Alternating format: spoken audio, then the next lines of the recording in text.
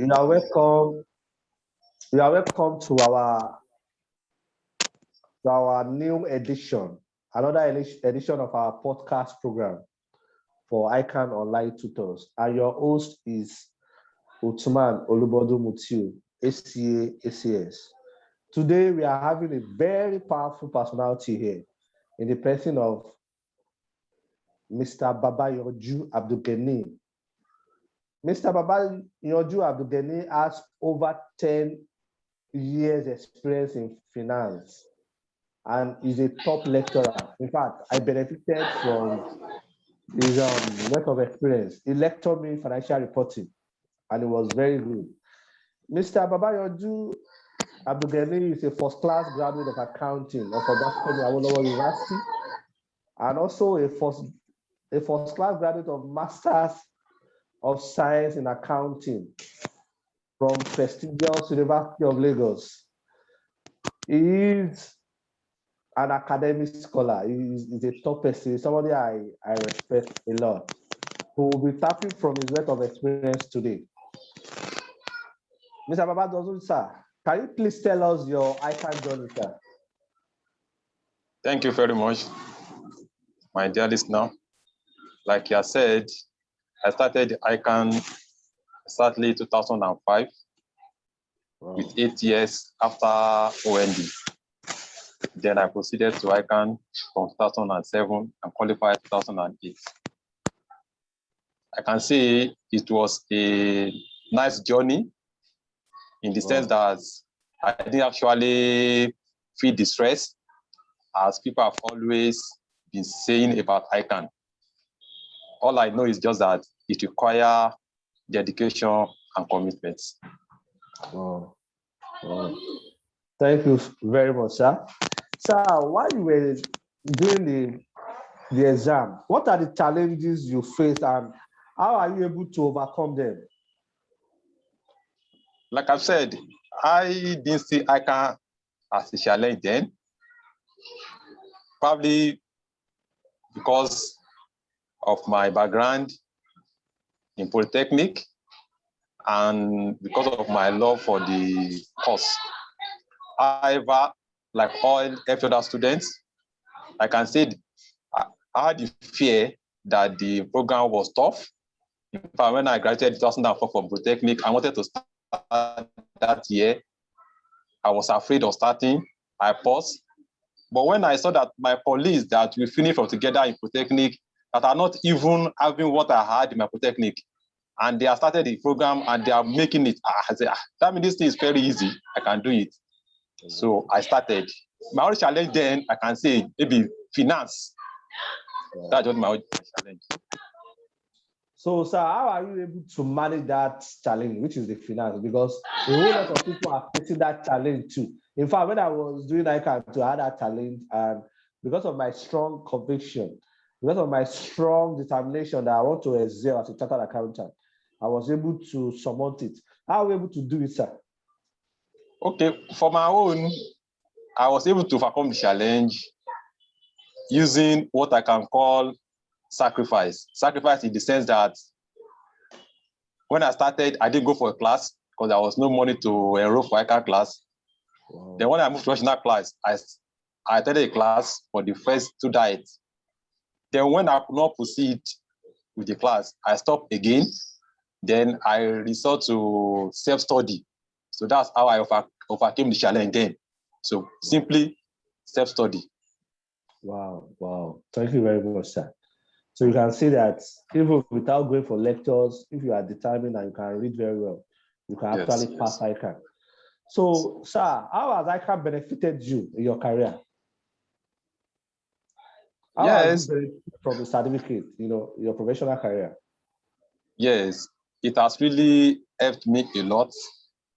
I can't just imagine myself that coming from my, let me say, low background, I can be one of the tutors in some prestigious ICAN center, for example, Safe Associate in Lagos.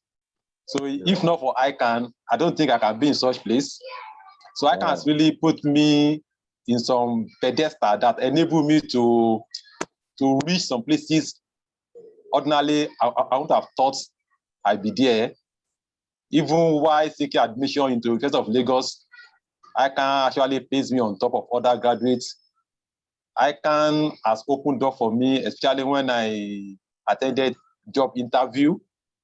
And my profile was read, and it's, oh, you did this, you did this. You qualified before you even enter university. You try. That alone made people to actually add interest in me. In fact, I must tell you that anybody that read my resume and find that, oh, this guy actually qualified before he entered university, they actually appreciate that and give me kudos for that. Actually, Wow. ICAN has helped me a lot. Wow. So, sir, what is the difference between somebody that graduated from university, maybe you have BXC accounting or HND accounting, and somebody who, in addition to his or her first degree, has ICAN? What is the difference between the two? Because some people don't seem to see that relevance of why will I stress myself to become chartered. So what is the difference between somebody who is chartered and somebody who is just an ordinary accountant? That question made me to remind my first lecture in University of Lagos during my master days. Our lecturer then, when he entered class, and he asked us to introduce ourselves. And we are all saying, this is my name, I study accounting. So the man has said, all of you are not accountants, except you are qualified. Wow. So that shows you that if you are a graduate of accounting and you are to qualify, then nobody sees you as accountant. Exactly. You are just an accounting graduate. In fact, they call you accounting officer. Wow. So there are a lot of differences between university graduates and a chartered accountant. University graduates, of course, they were exposed to various subjects. I must acknowledge that. But that notwithstanding, they were not thoroughly brought up in the core accounting courses. Wow. So that put them in a not good position to be able to actually defend that certificate they have. So most of them that are accounting graduates, they cannot actually defend the certificate in the sense that they lack the core practical aspect of the course. Wow. So most of them, they are just exposed to what I can call an overview of the course. And if you agree with me, most of those universities, what they do most is to set a question from what they have taught the student in the class, which the student will have practiced many times. Meaning that even if the student does not understand the concept, so far he has practiced the course and he was able to recall what he has practiced, then he can pass the exam. But unlike ICAN, you don't know the examiner, you don't know the assessor. All you know is that it has a syllabus, meaning that you have to cover all the syllabus and you have to practice as well. Then you have to now pray that it should be favored, that all what you have read, you are able to record them in the exam. So there are a lot of difference between accounting graduate and just an ICAN or a set accountant anyway. Wow, that's insightful, sir. I really appreciate that. Yes, sir. Some people believe that the standard of the exam is reducing gradually. But some people will say, back in those days, when you fail one, you fail all. But now they've introduced the credit system. What do you think the institute can do to make the certificate more relevant, given the current challenges that chartered accountants are facing now? Okay, I love that question anyway. I have such belief also that perhaps ICAN standard is falling. But I won't agree in the sense that before we started ICAN, people were saying that ICAN was tough, was that our own set. ICAN is now easier. Are you there? But yes, I could remember after my OND, as OND graduate, I was able to answer ICAN final question on taxation with OND graduates. So what that means that, and that question was old question. So what it means that it's not as if ICAN was tough then. What happened there was that there was no enough tests, no enough material for students to study with. Wow. But now we have a lot of materials. We have access to both foreign and local materials, such that even if you are not granted from your University of Polytechnic, if you're able to see those materials and you read them, you can pass ICAN. ICAN exam, of course, is not from heaven. The questions are coming from available tests. So there's no way. I can't say the standard is falling. I can say the rate of passing now has increased. And that's simply because we have a lot of material, resources, both tests, visual, and available for students to pass now. But what I can say is that in terms of the credit system that fail one, fail all, I think then it was just, I can say maybe perhaps was the kind of control. But now I think I can ask them that kind of, I can explain the kind of, let me say the kind of competition that people are tired of. ICAN, they want to switch to other bodies. Okay, let's now reduce the criteria of passing our candidates.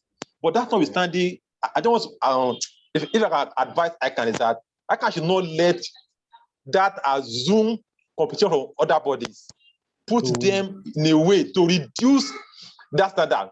Like you have said, in those days, once you are qualified, people rate you high. But now, the rating to some extent has reduced.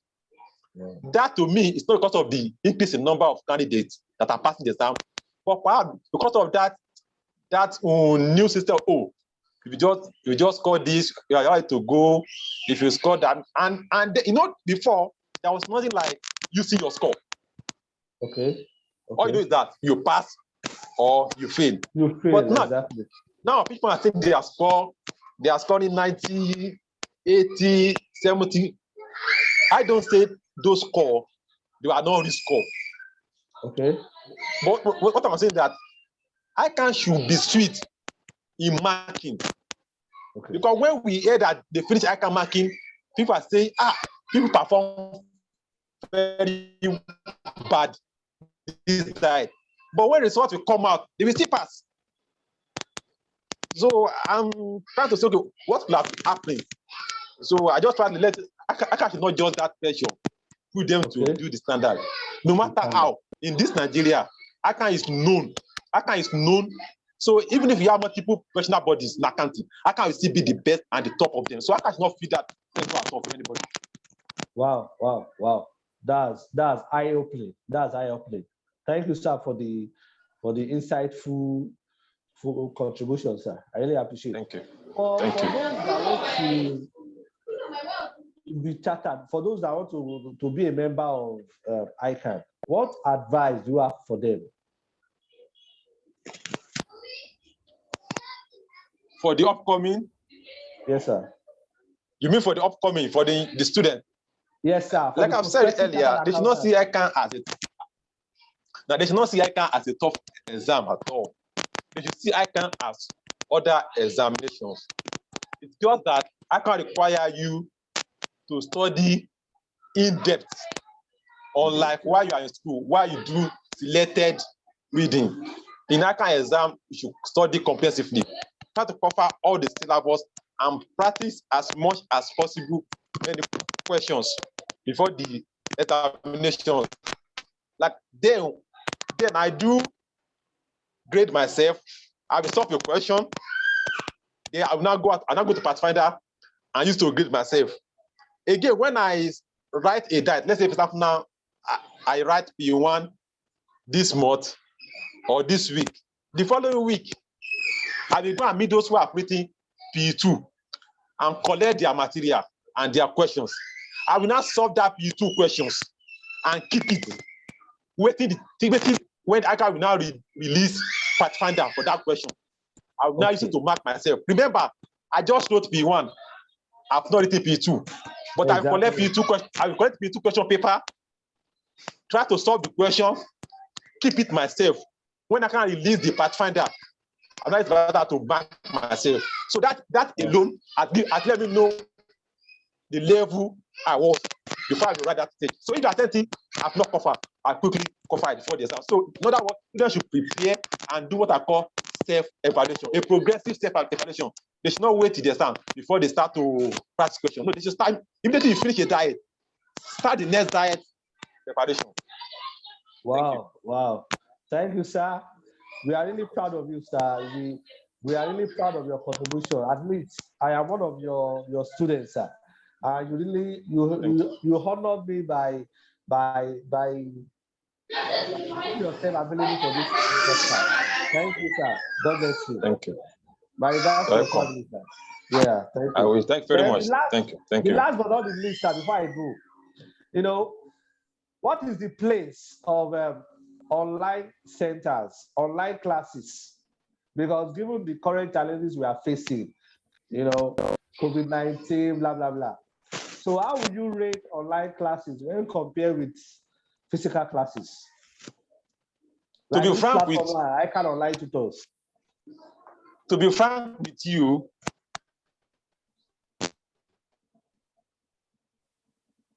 to me, online class, because of the what I can call what I can call as an exchange of the immediate exchange of information between the lecturer and the students. So most students prefer to sit in the class, see the lecturer, and ask the question. Remember, the lecturer movement, both eye movement, body movement, they all mean a lot to students. So that is one of the challenges that has not made online class comparable to physical class. Again, we have to talk of our technological level. Not everybody can use technology perfectly together. I mean, on the same level, at the same time. Some people are ahead of others. So that puts some people in a not good position to be able to take advantage of online class. Then again is that even the cost of technology, the cost of getting yourself the data, a good either phone system, that alone contributes a lot. Remember, like I told you, they are doing that my time. Some period I don't have money to go for class. So I have to pick material and read. But some students will come to class without paying for the lecture and take the lecture up to halfway and go. That period they receive, we see help them in the exam. But now for the online class, if you don't have the money for data, you can't